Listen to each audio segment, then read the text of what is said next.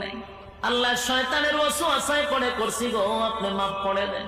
চোখের পানিগুলো ছেড়ে দিয়া যদি আল্লাহর দরবারে আপনি দরখাস্ত করেন, আমার আল্লাহ বলেন বান্দারে যৌবনকালে যদি একবার ডাক দেস, আমি 70 বার বান্দা তোর ডাকে জবাব দেই।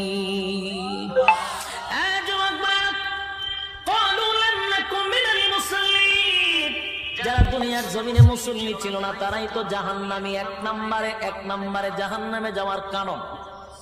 আল্লাহর নবী বলেন উম্মতেরারি হাশরের মাঠে যদি হিসাব হয়, আউয়ালু মা ইউহাসাবু বিহিল আবদু ইয়াউমাল কিয়ামাতিস সালাহ, কিয়ামতের ময়দানে সর্বপ্রথম হিসাবটা হবে নামাজের।